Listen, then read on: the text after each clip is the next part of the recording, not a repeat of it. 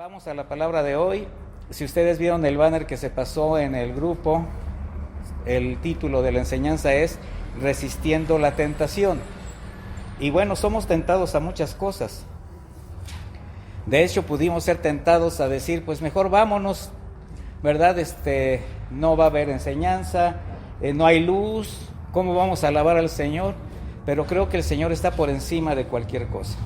Y así es como se vencen las tentaciones, mis hermanos, con fe, con convicciones. Mire, la tentación es un tema que todo creyente debería interesarse, porque tenemos que tener una necesidad de estar alertas, mis hermanos, alertas en reconocer qué son las tentaciones, para poderlas enfrentar, ya que es algo que inevitablemente, de manera frecuente, vamos a sufrir estas agresiones moralmente hablando, físicas, emocionales, espirituales, y necesitamos aprender a identificarlas. ¿Para qué? Para resistirlas y evidentemente rechazarlas. La tentación lo voy a nombrar de esta manera, es un impulso sensual que tiene que ver con el alma, que es seductor, es emocional, estimula, excita el alma para inducir a hacer algo, codiciar algo, tomarlo, y todo esto, mis hermanos, que nos estimula los sentidos, normalmente va a resultar peligroso a nuestra vida. La palabra tentar, en el griego periasmos, significa estimular, provocar, intentar a través de los sentidos, a través de la sensualidad. ¿Sí sabía que somos almáticos? O sea, nos regimos por medio de ¿qué? De los impulsos de nuestra alma. Nosotros somos tripartitas, tenemos un cuerpo, un espíritu y un alma. Pero ¿el espíritu de quién es? De Dios. Él fue el que nos dio el aliento de vida. El cuerpo, llamémosle este envase, esta marioneta, este vaso, pues va a responder a los estímulos del alma. Entonces, estos sentidos son estimulados, son provocados, son intentados a algo. Ahora, en el ámbito de lo espiritual, la palabra tentar también significa probar o poner a prueba. Y hay que distinguirlas. Y en el sentido espiritual, para los creyentes, poner a prueba representa estar bajo determinadas situaciones, circunstancias que Dios permite, pero con el propósito de hacernos crecer, de madurarnos espiritualmente, de fortalecer nuestra fe. De manera que la tentación tiene el propósito de hacernos ¿qué? Caer. Pero el fin de la prueba, ¿qué es? Madurar nuestro carácter, fortalecer nuestra fe. Esa es la diferencia entre ser tentados y ser ¿qué? Ser probados. La palabra tentador describe el carácter de Satanás, porque también así se le nombra en la Escritura, como artífice de las tentaciones, con el propósito de hacer caer al hombre. Por tanto, la tentación, al ser la fuente de su origen, Satanás, pues es tan peligrosa que se tiene que tomar muy en serio, porque inevitablemente siempre vamos a estar rodeados de muchas tentaciones. Hoy usted estuvo rodeado de muchas tentaciones. Hoy usted tuvo que tomar decisiones entre obedecer a Dios y desobedecerlo, entre honrarlo y deshonrarlo. Y qué bueno que no veo los rostros, porque quizás ya sus rostros estuvieran diciendo algo, pero pues este es un diálogo que usted puede tener con Dios. Usted sabe que solamente el día de hoy pudo determinar que usted haya entrado en tentación, o quizás hasta caído. ¿Por qué? Porque el propósito de las tentaciones es provocar, en este caso estoy hablando de cristianos, provocarles a hacer algo indebido, aunque parezca ofensivo, aunque parezca inocente. Ese es el peligro de las tentaciones. Sin embargo, la mayor de las veces, pues va a ser en contra de la voluntad del Señor, aunque usted no lo crea. Mire, hay tentaciones que están dentro de lo cotidiano que pensamos que son inofensivas, que pensamos que no tienen mucho sentido. Por ejemplo, la tentación de escuchar lo que no nos interesa. A ver, va usted pasando por la calle o va pasando por un lugar, está en la habitación de su hijo, de su hija, de su esposo, de su esposa, está hablando por teléfono y ¿a poco no dan ganas de escuchar qué está diciendo? Diga la verdad. ¿Sí o no? Sí. Ahí está. Mire, qué bueno que no les veo los rostros, pero aunque no hubieran dicho nada, yo ya sabía. La tentación de dar opiniones fuera de lugar, sin contexto, aunque no sepa lo que esté diciendo. ¿A quién le resulta fácil opinar cuando ni siquiera está dentro de? O sea, esto es entremeterse en los asuntos ajenos. Hay a quien le gusta meterse en los asuntos ajenos y no le funciona. ¿A quién le funciona eso? A nadie. La tentación de decir palabras que no edifican y de las que daremos cuenta, que se nos haga fácil, como difamar, como mentir, como maldecir. Y no estoy hablando de maldecir, de decir una maldición, estoy hablando de decir mal, de decir cosas que no edifican. La tentación de codiciar, de defender un vicio, un mal hábito, de aferrarse a relaciones nocivas que sabemos que nos hacen mal, que ya no tenemos que tenerlas. La tentación a frecuentar lugares donde ya no debemos estar. En fin, todo lo que estimula los sentidos, la tentación va a intentar hacernos caer. Sin embargo, aunque las tentaciones sean muchas, innumerables quizás, no se peca por ser tentado, sino por caer en la tentación. Y eso es algo común en quien cuando por su exceso de confianza se descuida su vida espiritual, descuida su relación con Dios y empieza a pretender caminar por su cuenta. Necesitamos entender algo, mis hermanos. El ser cristianos, el ser creyentes, aunque procuremos caminar bien con el Señor, cumpliendo los deberes como creyentes, nos hace inmunes a ser tentados. No nos hace inmunes a caer en tentación o a pecar. Antes, todo lo contrario. Entre más se consagre alguien, un creyente se decida obedecer al Señor, es más susceptible de ser tentado. ¿Por qué cree? Pues porque el enemigo no está de acuerdo en eso. Él quiere recuperar lo que sabe que ha perdido. El enemigo está en contra de que usted haya decidido por Cristo. ¿Sí sabía usted eso? Y usted se convirtió en enemigo de Él, pero se hizo amigo de Dios. Por eso nuestro Señor dijo estas palabras en Mateo 26:41. Velen y oren para que no entren en tentación. ¿Para que no qué? Entren. No dice para que no caigan. Ya la caída ya forma parte de un proceso, pero comenzamos ¿cómo? Entrando. Entonces, velen y oren para que no entren en tentación. Dice, el espíritu a la verdad está ¿qué? Dispuesto. Pero la carne, ¿qué? Es débil. Ahora, ¿por qué el espíritu está dispuesto? ¿De cuál espíritu está hablando? Del Espíritu de Dios, mis hermanos. Él está dispuesto a sostenernos. Él está dispuesto a llevarnos de la mano, a confrontarnos, a mostrarnos los riesgos de las tentaciones. Y nuestro espíritu, si está ligado con el Espíritu de Dios, también tiene que estar dispuesto a lo mismo, pero la carne siempre va a ser débil. Ahora, esto no es un pretexto para pecar. Mire, en distintas ocasiones hay hermanos, hermanas que pues se acercan a pedir algún consejo y muy espiritualmente dicen, es que pastor, pues yo la verdad sí quiero hacer las cosas que me ha aconsejado, yo sí quiero seguir el consejo de Dios, pero pues ya ve usted, la carne es débil. Ay, qué espirituales me salieron. No se trata de eso, mi hermano, esa es una justificación absurda. ¿Por qué? Porque si usted reconoce que la carne es débil, entonces tiene que fortalecer ¿qué? Su espíritu. Entonces no hay pretexto, no hay justificación para decir que usted está pecando deliberadamente porque su carne es débil, eso ya lo sabemos.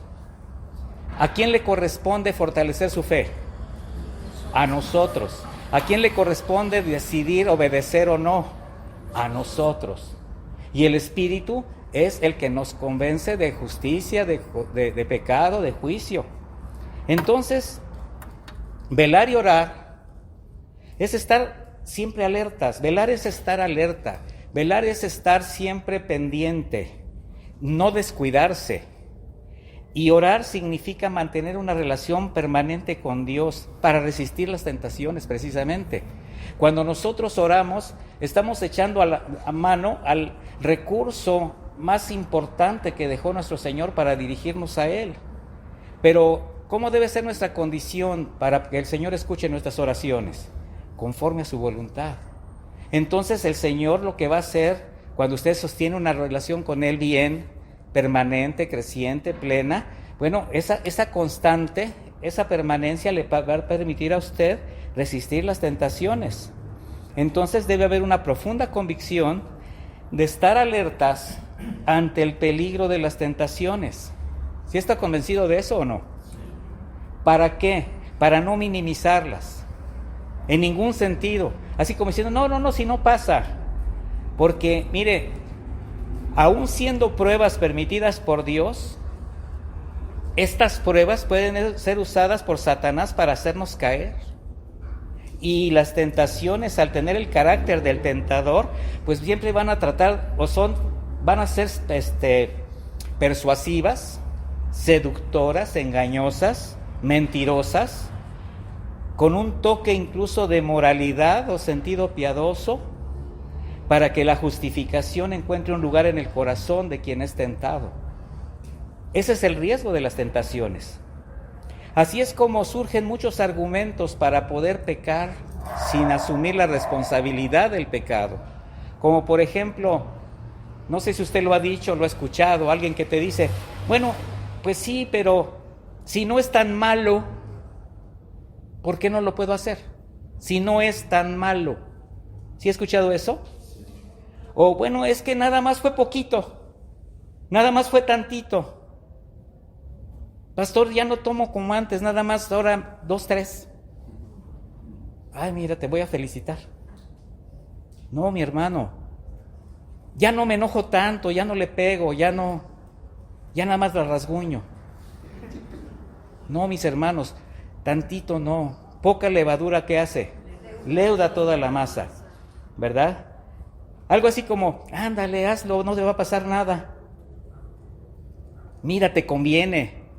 O lo más usual, no hagas caso, hombre, Dios es un exagerado, la Biblia es una exageración. Ahí esos pastores en casa de oración son unos exagerados, siempre están hablando de la santidad, siempre están hablando... Mire, prueba de esto, de lo que estoy diciendo, es como desde el principio en el Edén, haber caído en tentación para la primer pareja representó la caída del hombre con la consecuente separación de Dios para toda la humanidad. ¿Y cómo fue esto? A través de la estimulación de los sentidos. ¿Qué fue lo que Satanás a través de esa serpiente hizo con Eva? La engañó. Empezó a dialogar con ella. Así que Dios te ha dicho que no comas de ese árbol. No, sí, Dios me ha dicho que no comamos de... Dice, de todo podemos comer. Eva sabía las órdenes del Señor. Dice, incluso podemos tocar todo, pero de ese árbol no. Ni siquiera lo podemos tocar. Y le dice Satanás, no es cierto. Lo primero es decirle, Dios es un mentiroso, Dios es un exagerado. Si tú comes de ese árbol, si tú comes de ese fruto, vas a ser como Dios. Ustedes conocen la historia. ¿Y qué hizo Eva? ¿Qué dice que vio el fruto como? Lo vio codiciable, lo vio apetecible. Satanás envuelve a Eva, ¿y qué hace ella? Entra en la tentación codiciando, cae en la tentación cometiendo el pecado, y todavía le comparte al esposo que hace lo mismo. Por eso la tentación siempre va a involucrar lo que exacerba los sentidos, lo que perturba tu alma, es decir, lo que te hace sentir bien, lo que complace tus deseos carnales, lo que satisface, lo que te satisface, lo que te da placer. Y lo más cruel de la seducción, de la tentación, es que siempre hará que te sientas seguro. así como Satanás se lo dijo a Eva, sin temor de ofender a Dios. Por eso lo primero que hace Satanás es manipular la palabra para desviar tu mirada del Señor. Y debo de aclarar que hablo de las tentaciones que el enemigo propone y coloca en el camino de los redimidos de Dios, con la intención de que tropiecen, que caigan, que se pierdan. Porque a los mundanos, a los que no le conocen, los que no han nacido de nuevo, pues Él ya los tiene bajo su control. Usted sí sabía eso, ¿no? Él es el príncipe de este mundo y controla las cosas del mundo. Y simplemente a la gente mundana, la que no conoce al Señor, ¿qué hace? Le sigue dando lo que a su naturaleza y condición espiritual le demanda, solamente. El fin es el mismo, que se desvíen del propósito de Dios, que se pierdan eternamente con Él. Pero a ellos ya los tiene. A ellos les da lo que ya necesitan, a ellos les da lo que le demandan por su naturaleza caída. Pero a usted como creyente lo va a tentar para que caiga. Y no reconocer esto, mis hermanos, cuando no se tienen convicciones, cuando hay una falta de conocimiento escritural o hay debilidad en la fe, pues le permite o le hace justificar sus argumentos, sus pensamientos, sus decisiones que le hicieron caer en la tentación, como los pretextos que hace rato yo mencionaba. Entonces tenemos que recordar que las tentaciones usadas por el enemigo siempre tendrán ese objetivo, que los verdaderos creyentes tropiecen. Y tenemos que aprender a discernir que las pruebas van a ser siempre con la intención de hacer madurar a sus hijos. Y en la medida que tú las pasas, que tú las cubres, bueno, eso aumenta tu madurez para tu caminar cristiano. Por eso el apóstol Pedro, en 1 de Pedro 4:12, yo sé que no todos pueden ir ahorita a la escritura, yo se las voy a estar leyendo, pero en 1 de Pedro 4:12 dice así: amados, no se sorprendan por el fuego que arde entre ustedes para ponerlos a prueba, como si les aconteciera cosa extraña. Antes bien, gócense a medida que participan de las aflicciones de Cristo, para que también en la revelación de su gloria se gocen con regocijo. ¿Eso qué quiere decir? Que las pruebas siempre van a estar presentes también en nuestra vida. Sin embargo, son estas pruebas las que Satanás manipula y transforma a manera de tentación para hacernos caer. Algo que también podemos comprobar en la Escritura al leer las tentaciones que usó Satanás con Jesús en el desierto. Él manipuló la Escritura. ¿Y con qué lo tentó? Con las necesidades personales, las necesidades propias de la naturaleza humana.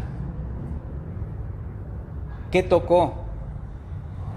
El hambre, la sed, el orgullo, la prepotencia, que son situaciones que generalmente el hombre natural las tiene, porque son naturales precisamente. Sin embargo, Jesucristo, aunque estaba debilitado físicamente por el ayuno, estaba deshidratado por el esfuerzo, pues pudo rechazar. ¿Por qué? Porque estaba fortalecido espiritualmente. Su carne estaba debilitada, pero su espíritu, ¿cómo estaba? Fortalecido, ¿verdad? Entonces, ¿qué fue lo que hizo Jesús? Usó la palabra, pero con verdad. Esa palabra que el enemigo manipulaba, Él la usó con verdad. De ahí la diferencia entre prueba y tentación. Porque la tentación es esa fuerza que se transforma en un deseo irrefrenable, es una influencia de atracción. Le voy a mencionar como un puente entre las ofertas y los placeres del mundo y el corazón del hombre. ¿Sí me entiende? Por un lado está todo lo que el mundo te ofrece, y por otro lado está tu corazón, que es engañoso y perverso. Está en tu naturaleza. Entonces la tentación, ¿qué es? Es un puente que te quiere acercar las cosas que te pueden hacer caer, pero son cosas que te van a pretender dar algún tipo de placer, porque la tentación estimula la carne. La tentación nubla el entendimiento, nubla la razón del creyente, hasta cegarlo. Esto lo lleva a ceder al pecado. Y cuando lo consuma, ¿en qué condición queda el creyente que peca? En una situación de angustia, de tristeza. ¿Por qué? Porque sabe que ha pecado delante de Dios. Hay quienes incluso llegan a dudar de su salvación. Y eso es lo que quiere hacer el enemigo con quienes están cediendo a sus maquinaciones. Sin embargo, la prueba permite al creyente experimentar la gloria de Dios en su vida. Por ejemplo, cuando el Señor le pide a Abraham sacrificar a Isaac, que fue una gran prueba, mis hermanos, pero al obedecer y confiar en Dios, no solamente su fe fue fortalecida, sino que Dios ratificó sus promesas a Abraham. Y eso le contó por justicia, ¿para qué? Para ser incluso llamado su amigo. Porque las pruebas, mis hermanos, nos ayudan a conocer más a Dios, a reconocer su soberanía, a entender su voluntad que es perfecta y que solamente Él puede guardarnos de hacernos caer en la tentación, en el pecado. O sea, ¿quién es el único que te puede guardar? Dios. Sin embargo, cuando el creyente está en este proceso de caminar con Dios, cuando no hay todavía madurez, pues es muy común que se trate de convencer en poder manejar cualquier situación y que él puede evitar caer en las tentaciones valiéndose de sus fuerzas o bajo sus propias normas. Y ese es un peligro, mis hermanos. Mire, recuerda a Pedro cuando él estaba completamente convencido que seguiría el Señor aún a la propia muerte, ¿sí se acuerda? Él estaba seguro y convencido que jamás negaría a su Señor.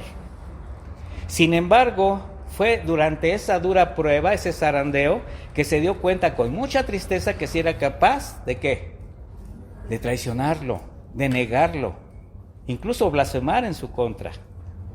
Porque la tentación, cuando estimula la autosuficiencia, esa es la manera favorita de Satanás para hacer caer a quienes han decidido seguir a Jesús. Les empieza a hacer sentir que ya son autosuficientes. ¿Por qué? Porque toca sus fibras del orgullo, las fibras de la soberbia. En Mateo 5:6 le dijo: si de verdad eres el Hijo de Dios, échate abajo, porque escrito está: a sus ángeles mandará acerca de ti, y en sus manos te llevarán, de modo que nunca tropieces con tu pie en piedra. Y Jesús le dijo: también está escrito: no tentarás al Señor tu Dios. O sea, Satanás se cabe en la escritura más que tú, más que yo, pero te va a manipular. Entonces, la actitud orgullosa pone en peligro la permanencia en la fe de los creyentes. Es como una barrera que se levanta en el camino de quienes desean seguir al Señor. ¿Y sabe qué? ¿Qué sucede con los orgullosos? ¿Qué hace el Señor con los orgullosos? Los resiste. ¿Y a los humildes? Los exalta. Diga aleluya. Pero ¿qué dice por el airecito? Así déjenle ya, si no la seguimos. Mire, por ello cuando los creyentes reconocen su debilidad, reconocen su dependencia de Dios, entonces también pueden descubrir el peligro de la tentación, pero también el poder de su gracia. Reconocer nuestras debilidades, mis hermanos, nos hace reconocer el poder de la gracia del Señor. Vaya conmigo a 2 de Corintios 12.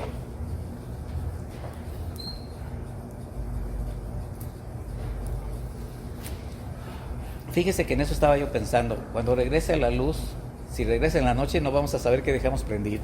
Pero ahora sí ya, fíjense por si se llega a volver a ir. El contexto es, en 2 de Corintios 12, voy a leer a partir del versículo 7. Pero a Pablo, un hombre de Dios, el Señor le dio mucha gracia para servirle. Y le concedió algo: subir al tercer cielo, a conocer revelaciones. Y sabía el Señor que esto podía enorgullecerle. De hecho, ese era el pecado de Pablo. Era un hombre orgulloso.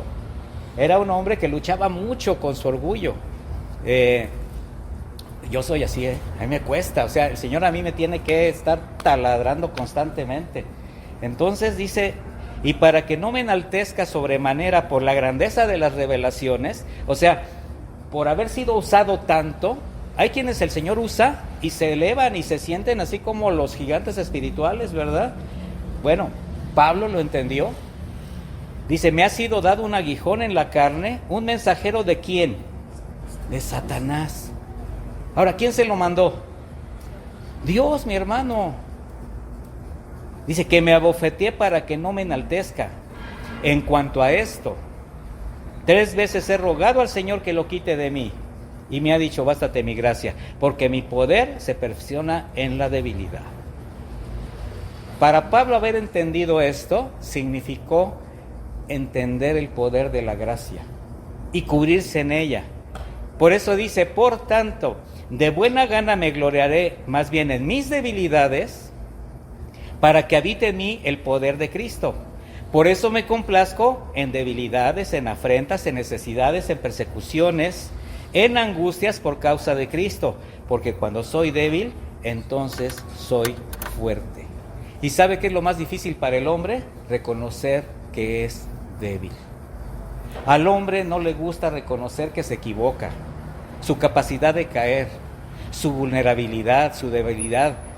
Es bien común que siempre tú digas cuando te preguntan, ¿cómo te sientes? ¿Cómo estás? Todo bien, perfecto. Y si hablas cristianés, en victoria, hermano, en victoria, aleluya, gloria a Dios.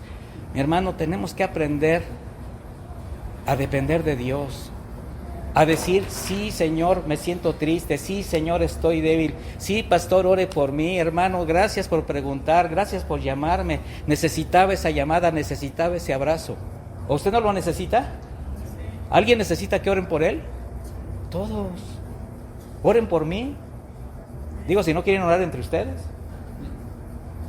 Por tanto, los creyentes, aunque se sientan o aunque sientan que las situaciones los pueden sobrepasar, pues no se deben sorprender, no se deben desanimar ante lo que Dios está permitiendo en su vida, porque así es como Dios ha probado a sus hijos de toda generación, permitiendo pruebas, sufrimientos, tentaciones muy severas, pero quienes confiaron en Él encontraron la salida y encontraron la fortaleza y la paz para sobrepasarlas.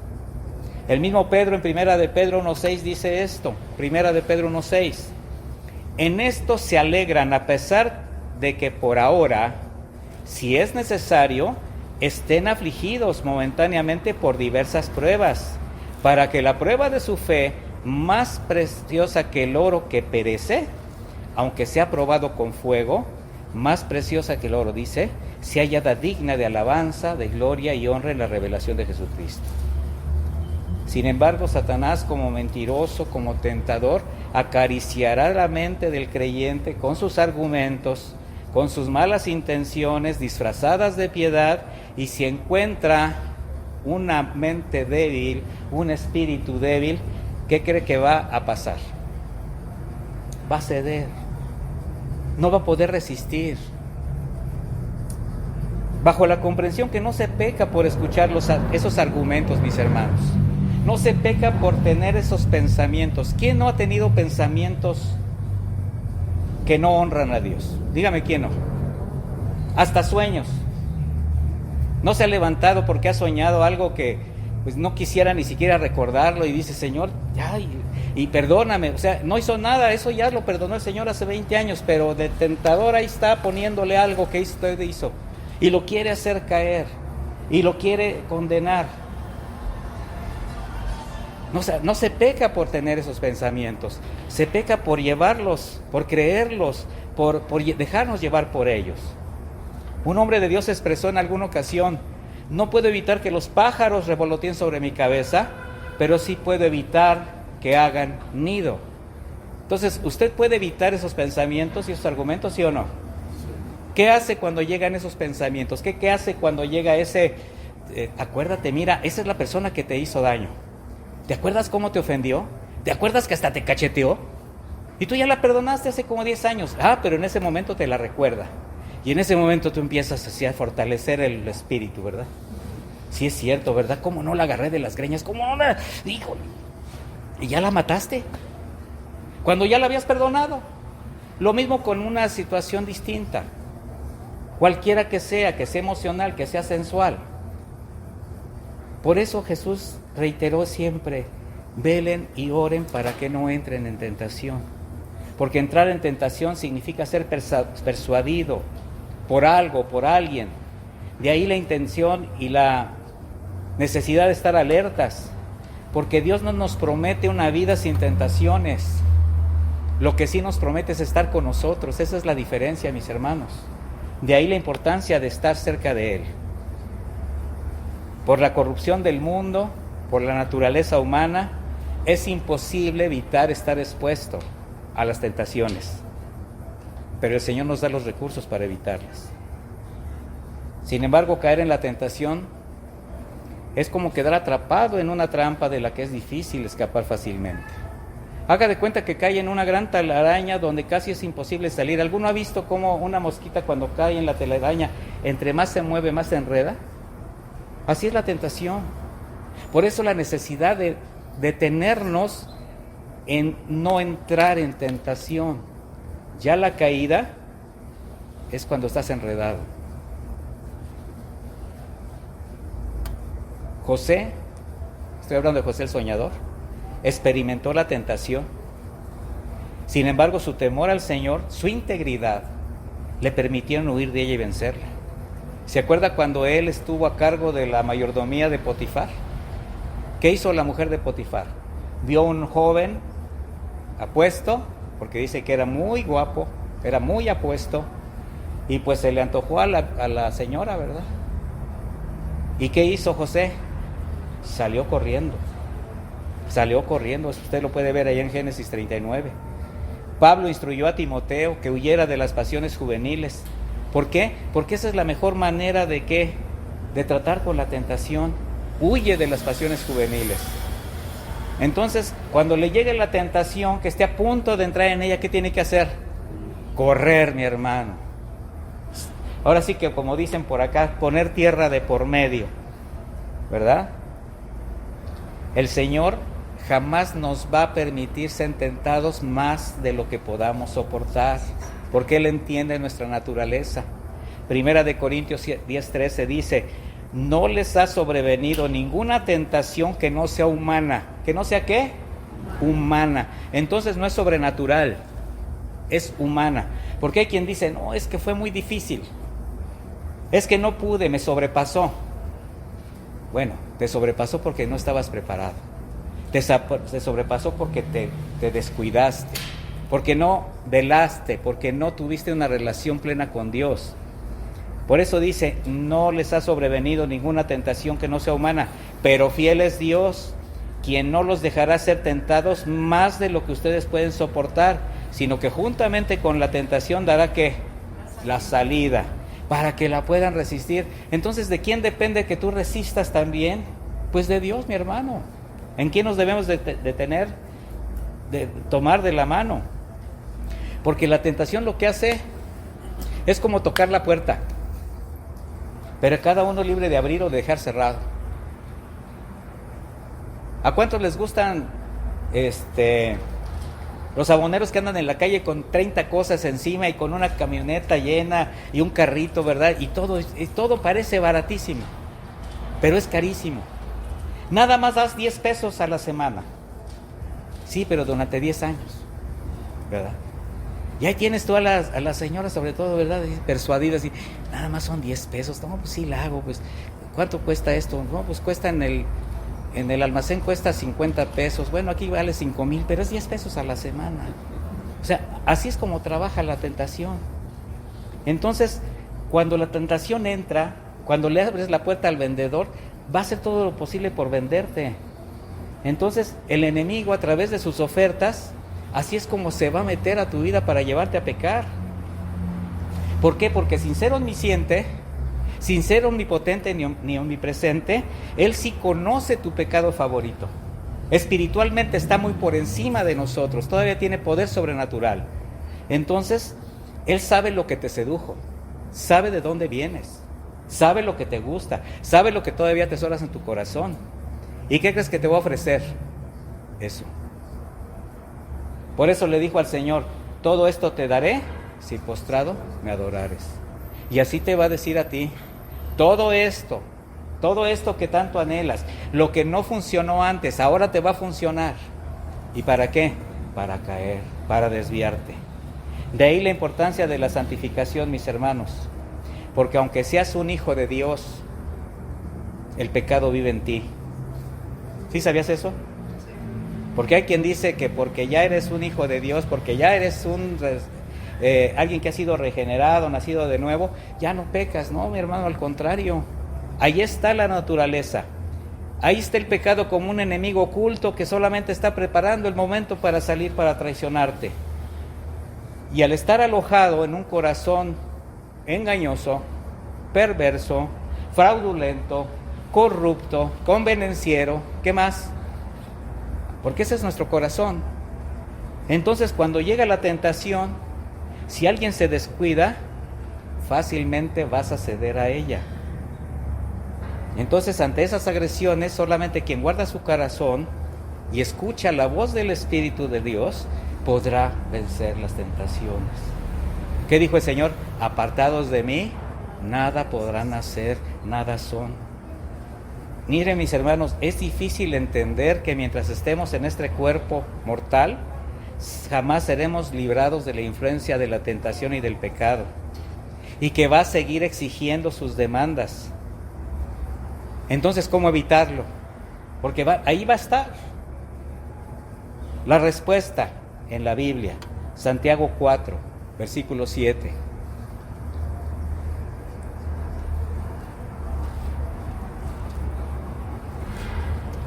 Santiago 4, versículo 7. Sométanse pues a Dios, resistan al diablo y él huirá de ustedes. Acérquense a Dios y él se acercará a ustedes. ¿Ya vieron dónde está la respuesta? Acérquese a Dios. ¿Y cómo nos vamos a acercar a Dios si no estamos dispuestos a obedecer? Si no estamos dispuestos a ceder nuestra voluntad, a ceder nuestro orgullo. Primera de Pedro 5:8. Sean sobrios y velen. Nuevamente, ¿qué es ser sobrio? Sean íntegros, sean rectos y estén alertas, porque su adversario, el diablo, como león rugiente, anda alrededor buscando a quien devorar. ¿Y sabes cuál es el platillo preferido de Satanás? Di yo. No, tú di tú. O sea, yo también. Para él tú eres un platillo delicado, delicioso. Jesús experimentó en carne propia el poder y la crueldad de las tentaciones. También conoció la debilidad de la carne. Él sabe lo vulnerable que somos ante las tentaciones y el pecado. Por ello sigue intercediendo por sus redimidos delante del Padre. Lamentablemente el orgullo, la autosuficiencia, la desobediencia hace que para muchos el conocimiento de Dios, el consejo de Dios, sean considerados como una exageración y confíen más en sus recursos. No consideran las terribles consecuencias que llegaron a pagar quienes caminando con Dios cayeron en la tentación. Mire, le voy a dar unos ejemplos. Hablaba yo de la caída de la primer pareja en el Edén. Adán fue creado, el primer ser creado a la imagen de Dios. Él tenía una naturaleza santa, ¿sí o no? Bueno, él fue puesto en el paraíso. Imagínese, una naturaleza santa, en un lugar donde tenía todo, toda la provisión. Le dieron a su ayuda idónea, le dijeron, reprodúcete, multiplícate con tu mujer, ten hijos, ten generaciones.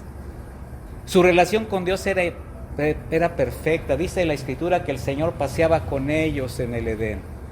¿Qué más podía pedir? ¿Qué más podía pedir Adán? Sin embargo, ¿qué hizo? Con tantas ventajas. Al entrar en la tentación, fue vencido por ella. Se perdió él, arruinó todo y arrastró a la humanidad con su pecado. ¿Se dan cuenta de la facilidad del hombre para caer? Y estamos hablando de Adán con una naturaleza como la que tenía, la relación que tenía.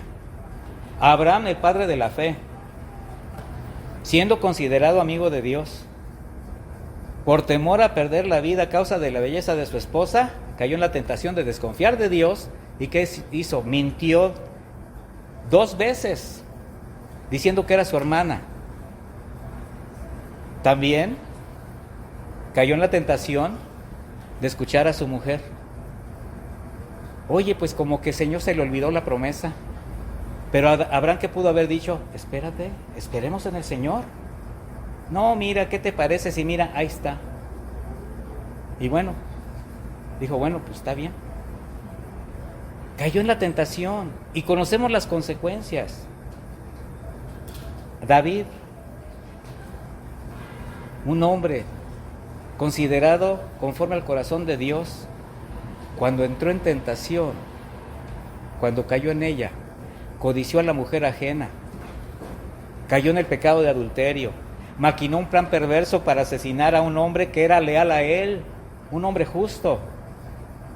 Estoy hablando de hombres de Dios que con fidelidad sirvieron al Señor, entregaron su vida por Él, pero cuando entraron y cayeron en alguna tentación, su caída fue inminente.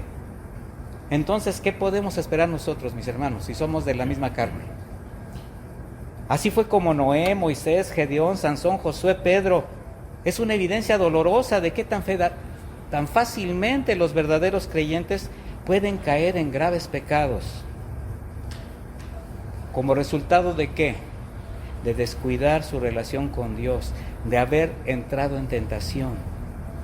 Entonces, a la luz de estos testimonios, a la luz de lo que somos testigos, aún en nosotros mismos, valdría la pena que cada uno considerara sus caminos. ¿Cuál es el estado de su relación con Dios? ¿Cómo están velando? ¿Cómo están siendo alertas para evitar entrar en la tentación? Porque si aquellos hombres de fe cayeron algún día, creo que necesitamos tener la seguridad de caminar con Dios, firmeza en la fe, para que cuando lleguen los días de la prueba, que sin lugar a dudas se presentarán, permanezcamos firmes. Primera de Corintios 10:11 y casi terminamos.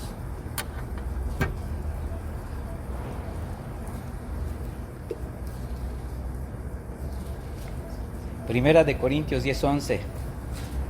Hablando de los testimonios del pasado, Pablo se dirige a los corintios y les dice: estas cosas les acontecieron como ejemplo y están escritas para nuestra instrucción, para nosotros, sobre quienes ha llegado el fin de las edades, o sea, para nosotros a quien ya se ha sido revelada la verdad. Así que el que piensa estar firme, mire que no caiga. O sea, tenemos que entender que lo que sucedió en el pasado y permitió Dios en la vida de esos hombres, de esas mujeres, fue para que nosotros seamos, ¿qué? Advertidos. Así que usted se siente firme, ¿sí o no?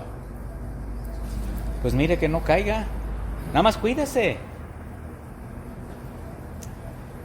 Mis hermanos, cuando el corazón no está firme en sus convicciones, cualquier circunstancia será propicia para que la tentación produzca una reacción. Y si no encuentra resistencia, entonces el creyente se va a derrumbar, porque no habrá nada que detenga su caída. La pregunta es, ¿habrá manera de resistir la tentación? ¿Qué cree usted? ¿Sí o no? Pero tendremos que identificarla, tratar de inmediato con ese deseo que la tentación procura fortalecer. Entonces, tan pronto sea usted consciente que la tentación está tocando la puerta de sus deseos desbordados, de sus pasiones desordenadas, porque ahí está mi hermano, ahí está mi hermana. Ese es el momento de negarse, es el momento de crucificar la carne. Si alguno desea venir en pos de mí, ¿qué tiene que hacer?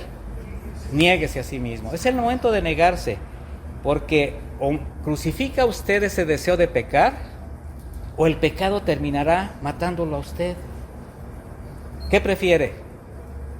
¿Que el pecado sea destruido o que usted caiga? No los veo muy convencidos. No me hagan temblar.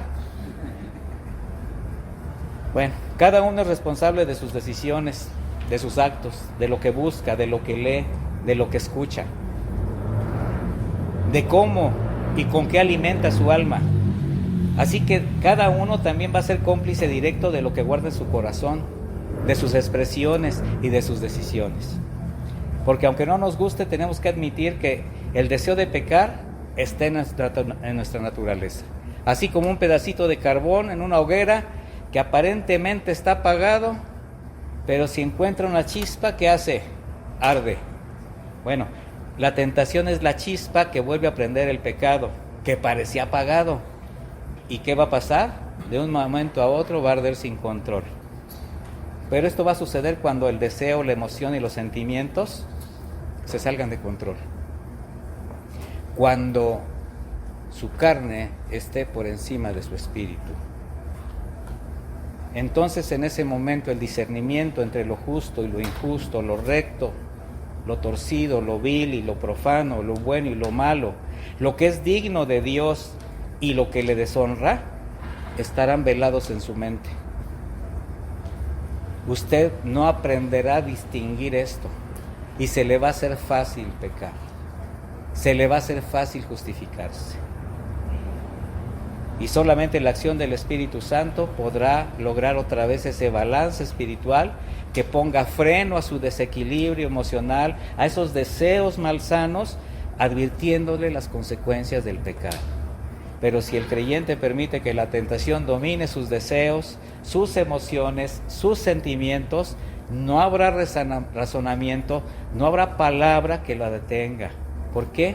Porque el mal está haciendo su trabajo.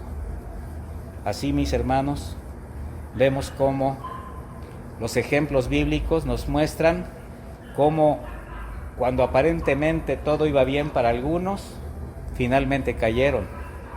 Así fue como el temor de Pedro lo llevó a negar a su maestro, la incredulidad de Tomás le hizo dudar del Señor, la lujuria de Sansón lo llevó a buscar mujeres en el mundo, la codicia de Lot lo llevó a vivir hasta Sodoma, la falta de carácter de Aarón lo llevó a escuchar la voz del pueblo y procuró la idolatría de un becerro de oro. ¿Cuál es el pecado que el Señor conoce, pero también el enemigo, que solamente está esperando una chispa para arder sin control? ¿Cuál es? Concluimos. ¿Qué haces cada día o qué harás con este conocimiento que ya tuvimos para evitar entrar en tentación? ¿Cómo vas a luchar cuando la tentación empiece a ganar terreno en tu corazón? ¿En quién vas a confiar para seguir caminando conforme a la voluntad de Dios? ¿En tus argumentos? ¿En tus intenciones? ¿O estás dispuesto a someterte a la voluntad de Dios, escuchar su consejo y guardarte bajo su gracia? Vamos a orar, mis hermanos. Póngase de pie, por favor.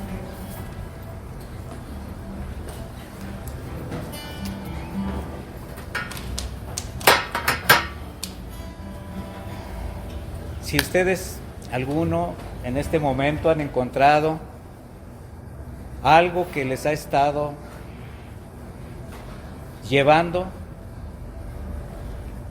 tocando la puerta de su corazón, que quiere entrar, esa tentación, esa situación que quizás usted pensaba que ya no formaba parte de su vida, de sus pensamientos, y si está descubriendo que ahí está, y que en cualquier momento puede caer, pues es el momento, mi hermano, mi hermana, es el momento de entregarlo, de reconocerlo, porque ese es el principio, reconocer esa debilidad, entregársela al Señor y disponer el corazón a la obediencia, disponer el corazón a la negación personal, porque recuerde que la tentación va a tocar las fibras más sensibles de su ser, aquel lugar donde usted siente placer.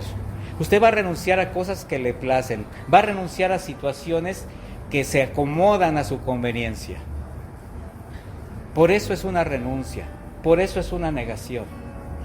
Así que si ha encontrado usted un consejo a tiempo para no caer, porque está a punto de entrar en la tentación, es el momento para que usted en un diálogo muy personal se ponga a cuentas con el Señor y tome la decisión que le va a permitir caminar con Él, tal como usted desea, porque en su espíritu está, su espíritu está dispuesto, pero la carne es de Él.